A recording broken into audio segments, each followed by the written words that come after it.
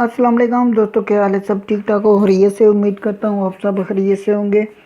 आज हम बात करेंगे, अगर आप किसी को मैसेज करते हो, वो लम्बा मैसेज किस तरह भेजते हैं। जैसे कि ये ऐसे और ऐसे, ये देख सकते हो। इस तरह मैसेज किस तरह किसी को भेजना है, तो आप ये मेरी वीडियो शुरू से लेकर लास्ट तक देखिएगा। आपने पहले प्ले स्टोर में आना है।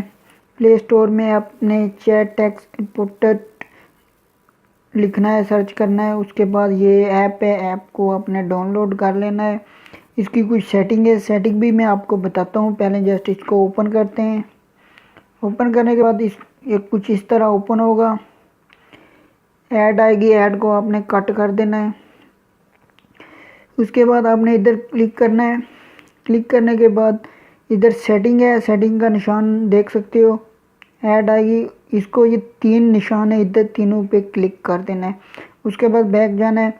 आपने इधर लिखना है, मतलब 100 बार लिखना चाहते हो 100 लिख दीजिएगा 100। अगर ये देख सकते हो ऊपर लिखना है हाय।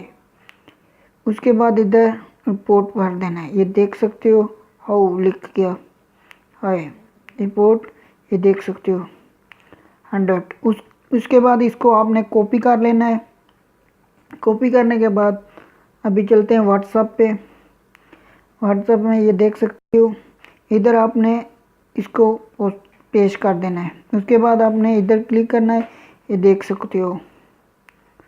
उसके बाद एक और भी तरीका है, इसको मतलब हाली फ़ोटो, मतलब हाली जो मैसेज है वो किस तरह भेजना है। ये नीचे है ब्लैंक टेक्स्ट, इसकी भी कुछ सेटिंग है। इधर क्लिक करना है, करने के बाद दोनों को ऑन कर देना है। फिर बैक जाना है। आपने इधर लिखना है जितना मतलब लम्बा आप मैसेज करना चाहते हो, वो आपका मर्ज़ी। जैसे 1000 लिखा, 1000 के बाद डन कर दिया। इसको फिर कॉपी कर लेना है। कॉपी करने के बाद जैसे ये देख सकते हो कॉपी हो गया। उसके बाद दोबारा व्हाट्सएप में आते हैं, फिर इसको इधर पेस्ट कर देना है। करने के बाद ओके कर देना है। उसके बाद इसको सेंड कर देना, ये देख सकते हो हाल ही मैसेज गया उसको। इधर लाइन भी देख सकते हो चल रही है। उम्मीद करता हूँ आपको ये वीडियो पसंद आई होगी।